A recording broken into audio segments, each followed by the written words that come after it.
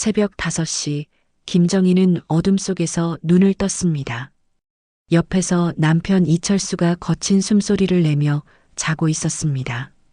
그녀는 조심스럽게 이불을 걷어내고 부엌으로 향했습니다. 찬물에 얼굴을 씻고 거울을 봤습니다. 70살 여자의 얼굴이 그곳에 있었습니다. 국을 끓이는 동안 그녀는 생각했습니다. 43년이었습니다. 27살에 시집 온 뒤 단 하루도 자신 이름의 통장을 가져본 적이 없었습니다. 남편은 월급을 받으면 생활비만 딱 정해서 줬습니다. 늘 모자랐습니다. 밥 아직이야? 남편의 목소리가 안방에서 들려왔습니다. 그녀는 서둘러 상을 차렸습니다. 된장찌개, 김치, 계란말이. 남편은 상을 내려다보더니 인상을 찌푸렸습니다. 이게 뭐야? 반찬이 이것밖에 없어? 어제 마트에서 여자가 뭘 알아? 그 말이었습니다. 43년 동안 들어온 말이었습니다. 아이들 교육 문제를 상의할 때도 집을 사야 할 때도 돌아온 대답은 같았습니다. 여자가 뭘 알아? 그 말은 김정희의 존재를 지워버리는 주문이었습니다. 남편은 밥을 먹고 나가며 한마디를 더 던졌습니다. 저녁엔 제대로 된 것 좀 해놨어. 문이 닫혔습니다. 그녀는 상을 치우다 남편의 재킷 주머니에서 영수증을 발견했습니다. 반란주점이었습니다. 35만 원. 그녀가 한 달 받는 생활비와 비슷한 금액이었습니다. 손이 떨렸습니다. 오후 큰딸 민지에게 전화를 걸었습니다. 민지야, 엄마가 아빠랑 이혼하려고 해. 전화기 너머로 긴 침묵이 흘렀습니다. 엄마, 이제 와서 왜 그래요? 조금만 참아요. 조금만 참으라는 말이었습니다. 김정희는 전화를 끊고 소파에 앉았습니다. 거실 벽에는 가족 사진이 걸려 있었습니다. 그 속에서 그녀는 웃고 있었습니다. 저녁 식탁에서 남편은 또다시 말했습니다. 이렇게밖에 못 차려? 여자가 뭘 알아? 그 순간 김정희는 젓가락을 내려놓았습니다. 43년 만에 처음으로 반박했습니다. 나도 알아요. 당신이 단란주점에서 35만 원 쓴 것도 알아요. 남편의 표정이 굳었습니다. 소리를 질렀습니다. 하지만 이번에는 달랐습니다. 김정희는 자리에서 일어났습니다. 안방으로 들어가 가방을 꺼냈습니다. 옷 몇 벌을 챙겼습니다. 뭐 하는 거야? 나갈 거예요. 그날 밤 김정희는 딸의 집 앞에 서 있었습니다. 초인종을 누르기 전 그녀는 한참을 망설였습니다. 70년을 살았지만 지금처럼 자신의 선택으로 무언가를 시작하는 것은 처음이었습니다. 초인종을 눌렀습니다. 문이 열렸습니다. 딸은 어머니를 보며 한숨을 쉬었습니다. 김정희는 작은 목소리로 말했습니다. 며칠만 있다 갈게. 하지만 그녀는 알고 있었습니다. 이것은 며칠의 문제가 아니라는 것을. 이것은 43년간 참아온 삶을 끝내고 남은 시간을 자신의 것으로 만들겠다는 선언이라는 것을. 그날 밤 딸의 집 작은 방에 누워 그녀는 천장을 바라봤습니다. 앞으로 무엇이 기다리고 있을지 알 수 없었습니다. 하지만 확실한 것은 하나 있었습니다. 더 이상 참지 않겠다는 것이었습니다. 첫 열쇠, 첫 원룸, 첫 자유. 딸의 집에서 보낸 일주일은 고통스러웠습니다. 민지는 어머니를 피했습니다. 아침에 일찍 나가고 저녁에 늦게 들어왔습니다. 사위는 인사조차 건네지 않았습니다. 8회째 되던 날 민지가 말했습니다. 엄마, 이러지 말고 아빠한테 돌아가요. 나는 못 돌아가. 그럼 어떻게 하실 건데요? 여기서 계속 이러실 거예요? 김정희는 대답하지 못했습니다. 딸의 목소리는 차가웠습니다. 그날 밤 김정희는 결심했습니다. 나가야 했습니다. 다음 날 아침 동사무소를 찾았습니다. 상담원은 친절했습니다. 노인 일자리 프로그램은 가능합니다. 한 달에 35만 원 정도 받으실 수 있어요. 35만 원이었습니다. 남편이 단란주점에서 쓴 돈과 같은 액수였습니다. 김정희는 고개를 끄덕였습니다. 부동산을 찾아다녔습니다. 세 곳을 돌아본 끝에 작은 원룸을 찾았습니다. 보증금 300만 원에 월세 35만 원이었습니다. 방 하나에 화장실, 작은 주방이 전부였습니다. 창문 밖으로는 옆 건물 벽이 보였습니다. 남편과의 재산 분할은 간단했습니다. 변호사는 절반을 청구할 수 있다고 했지만 남편은 거부했습니다. 결국 그녀는 3천만 원에 합의했습니다. 더 이상 기다릴 수 없었습니다. 보증금을 내고 나니 2,700만 원이 남았습니다. 월세 35만 원, 관리비 5만 원, 전기세, 물세, 가스비, 그리고 식비와 병원비. 계산을 해보니 턱없이 부족했습니다.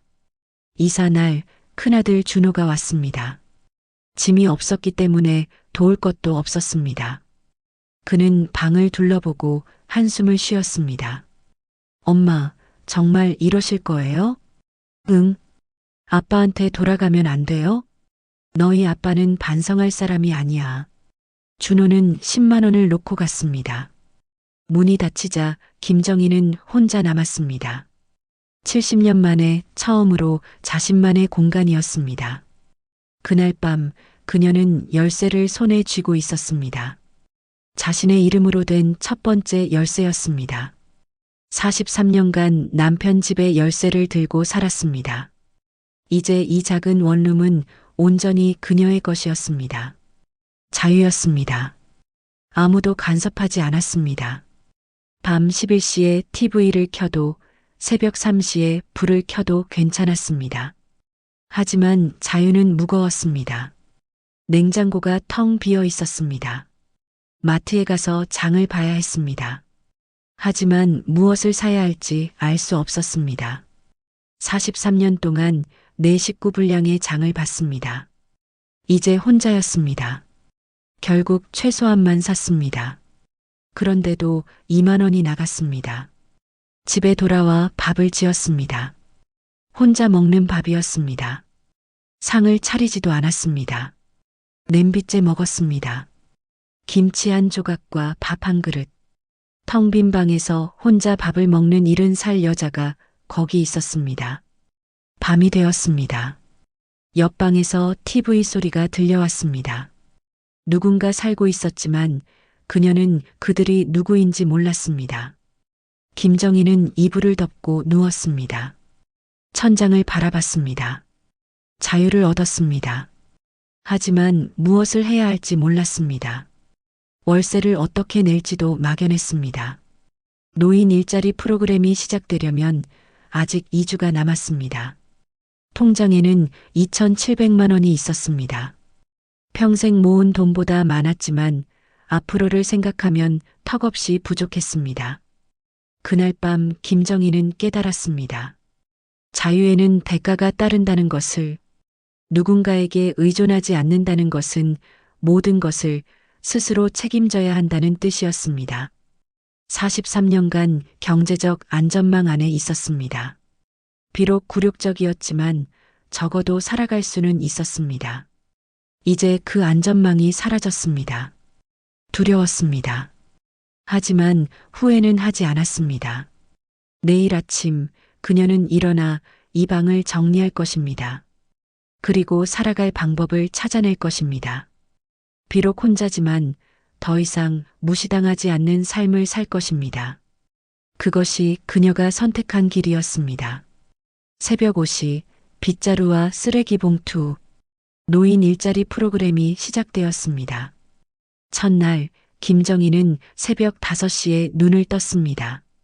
70년을 살면서 처음으로 자신의 이름으로 돈을 버는 날이었습니다. 집결지는 동사무소 앞이었습니다.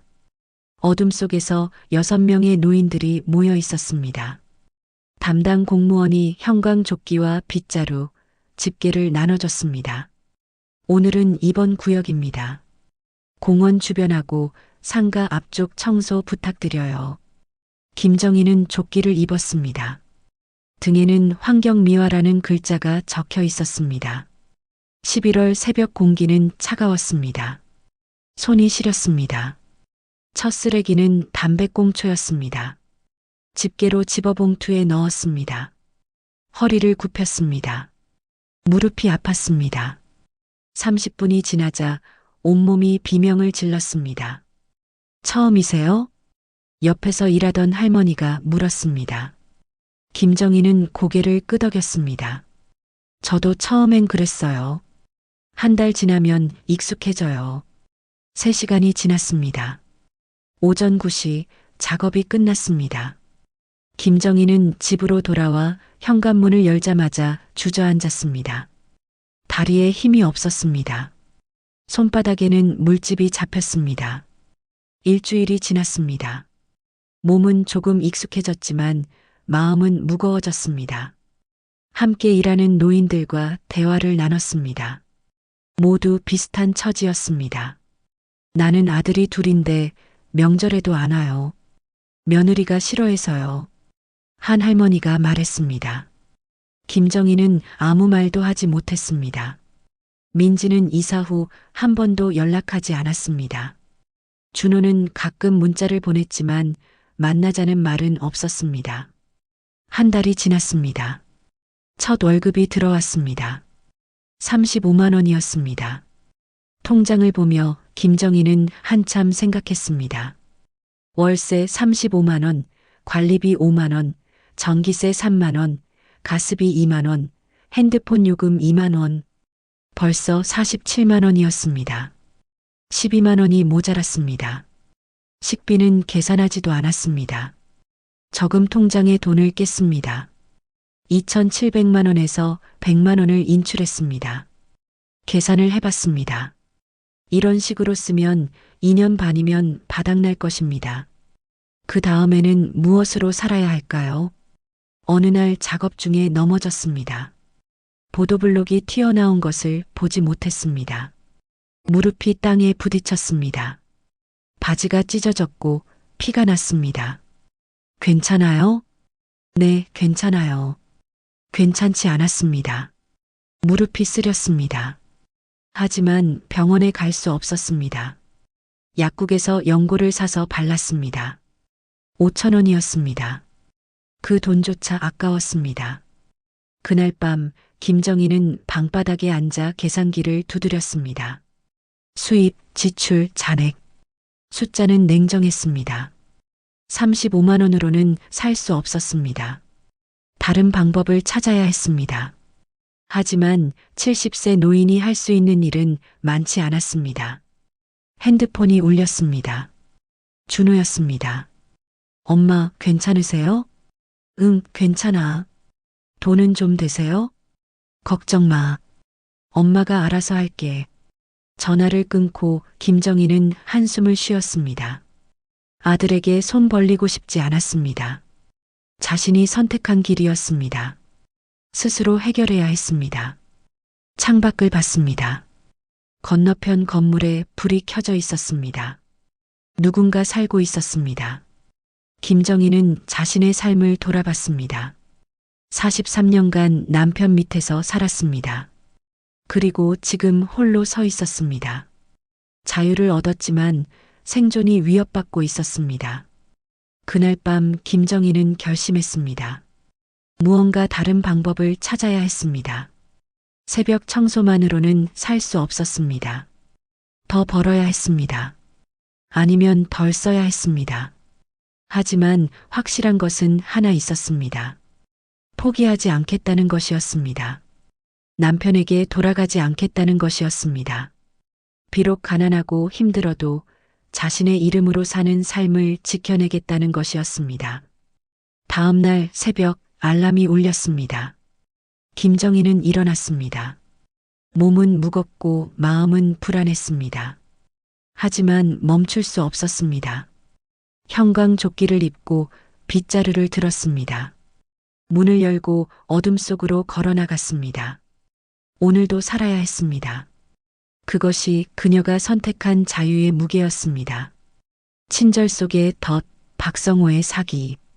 2달째 되던 어느 날, 김정희는 슈퍼마켓 앞에서 한 남자를 만났습니다. 박성호라는 75살 할아버지였습니다.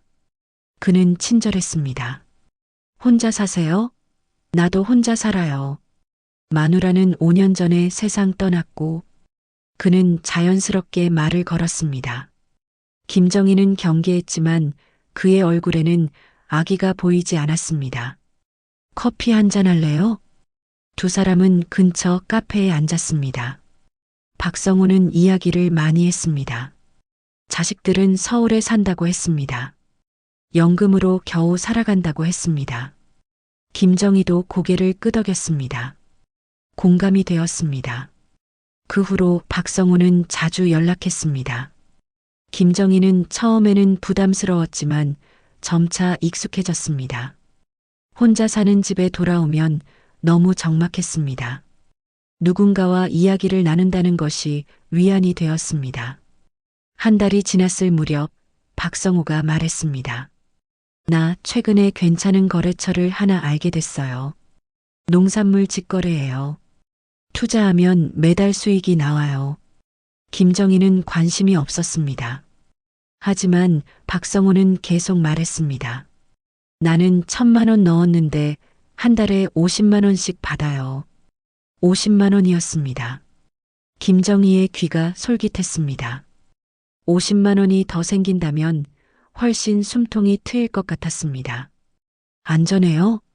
물론이죠. 이미 2달째 받고 있어요. 여기 봐요. 박성호는 핸드폰을 보여줬습니다. 통장 입금 내역이었습니다. 실제로 50만 원씩 2번 들어와 있었습니다. 김정희는 흔들렸습니다. 일주일 후 김정희는 박성호를 따라 한 사무실에 갔습니다. 젊은 남자가 나와서 설명했습니다. 농산물을 도매로 사서 소매로 판다는 사업이었습니다. 최소 투자 금액은 1,000만 원입니다. 매달 5%의 수익을 보장합니다. 김정희는 망설였습니다. 하지만 박성호가 옆에서 말했습니다. 나도 처음엔 무서웠어요. 근데 이미 2달째 잘 받고 있잖아요. 김정희는 결심했습니다. 통장에서 1,000만 원을 인출했습니다. 계약서에 서명했습니다. 첫 달 실제로 50만 원이 입금되었습니다. 김정희는 기뻤습니다. 두 사람은 만나서 저녁을 먹었습니다. 50만 원이 추가로 생기니 생활이 훨씬 나아졌습니다. 한 달이 더 지났습니다. 이번에도 50만 원이 들어왔습니다. 김정희는 확신했습니다. 이것은 안전한 투자였습니다. 세 번째 달 입금이 없었습니다. 김정희는 당황했습니다. 사무실로 전화했습니다. 연결되지 않았습니다. 박성호에게 전화했습니다. 그의 번호도 꺼져 있었습니다. 김정희는 직접 사무실로 찾아갔습니다. 문이 잠겨 있었습니다. 옆 사무실 사람에게 물었습니다. 한 달 전에 나갔어요. 야반도주했다던데요. 경찰서로 갔습니다. 신고를 했습니다. 경찰은 말했습니다. 이미 여러 건 신고 들어왔어요. 피해자가 20명 넘어요. 제 돈은 돌려받을 수 있나요? 최선을 다하겠습니다. 하지만 어렵습니다. 김정희는 집으로 돌아왔습니다. 방바닥에 주저앉았습니다. 1,000만 원이 사라졌습니다. 통장을 확인했습니다. 1,600만 원이 남아 있었습니다. 계산을 했습니다. 매달 12만 원씩 부족하니 1,600만 원이면 10년은 버틸 수 있었습니다. 하지만 그건 아무 일도 없을 때의 계산이었습니다. 그날 밤 김정희는 울지 않았습니다. 눈물도 나오지 않았습니다. 그저 멍하니 앉아 있었습니다. 자신이 얼마나 어리석었는지 깨달았습니다. 외로움이 판단력을 흐리게 했습니다. 박성호의 친절에 속았습니다. 준비가 없었습니다. 경제적 지식도 없었고 세상 경험도 부족했습니다. 43년간 남편에게 의존하며 살았던 대가였습니다. 하지만 포기할 수는 없었습니다. 돌아갈 곳도 없었습니다. 남은 1,600만 원과 매달 35만 원으로 살아가야 했습니다. 더 조심해야 했습니다. 더 현명해져야 했습니다. 김정희는 자리에서 일어났습니다. 내일도 새벽 5시에 일어나야 했습니다. 형광조끼를 입고 거리를 쓸어야 했습니다. 그것이 지금 그녀가 할 수 있는 전부였습니다. 비록 속았지만, 비록 가난하지만 살아야 했습니다. 그것이 그녀가 선택한 삶이었습니다. 가난과 외로움 속에서 찾은 존엄. 사기를 당하고 석 달이 지났습니다. 김정희는 여전히 새벽 5시에 일어났습니다. 형광조끼를 입고 거리로 나갔습니다. 달라진 것은 하나 있었습니다. 더 이상 다른 방법을 찾지 않는다는 것이었습니다. 35만 원으로는 부족했습니다. 매달 통장에서 돈을 꺼내야 했습니다. 하지만 그것으로 충분했습니다. 천천히 살아가면 되었습니다. 어느 날 함께 일하던 박순자 할머니가 말했습니다. 정희 씨, 요즘 얼굴이 좀 나아 보여요. 그래요? 처음 왔을 때는 힘들어 보였는데 이제는 익숙해진 것 같아요. 김정희는 웃었습니다. 익숙해졌다는 말이 맞았습니다. 새벽에 일어나는 것도 혼자 밥을 먹는 것도 이제는 자연스러웠습니다. 작업을 마치고 근처 분식집에 들어갔습니다. 박순자가 말했습니다. 나 한턱 낼게요. 오늘 손주 용돈 보냈거든요. 손주가 있어요? 하나 있어요. 중학생인데 가끔 전화해요. 할머니 보고 싶다고. 박순자의 얼굴에 미소가 번졌습니다. 김정희는 부러웠습니다. 하지만 서운하지 않았습니다. 자신이 선택한 길이었습니다. 그날 저녁 민지에게서 전화가 왔습니다. 반년 만이었습니다. 엄마, 나 민지야. 요즘 어떻게 지내세요? 잘 지내. 아빠가 병원에 입원하셨대요. 위암이래요. 김정희의 손이 멈췄습니다. 한때는 43년을 함께 산 사람이었습니다. 하지만 이제는 남이었습니다. 엄마한테 미안하대요. 잘못했대요. 엄마는 안 보러 가실 거예요? 아니, 엄마. 민지야, 엄마는 이제 그분이랑 상관없어. 내 아빠니까 내가 잘 돌봐드려. 전화를 끊었습니다. 가슴 한편이 아팠습니다. 하지만 돌아갈 생각은 없었습니다. 다음 날 준호가 찾아왔습니다.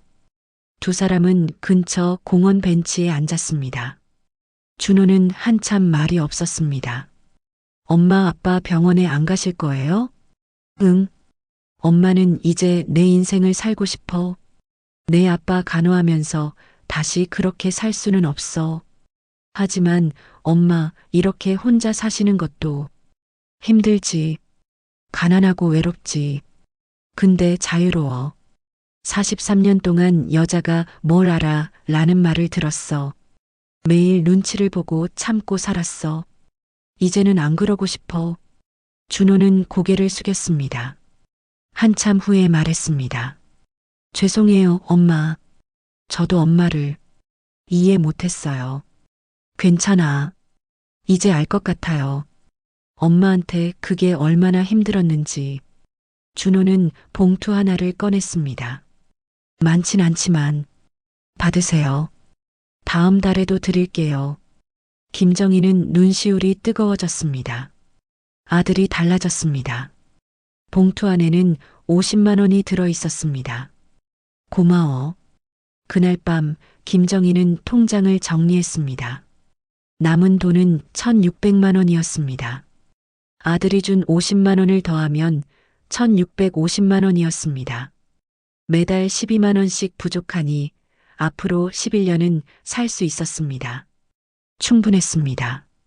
그 이후는 생각하지 않기로 했습니다. 오늘을 살기로 했습니다. 창밖을 봤습니다. 겨울이 지나가고 있었습니다. 봄이 오면 공원에 꽃이 필 것입니다.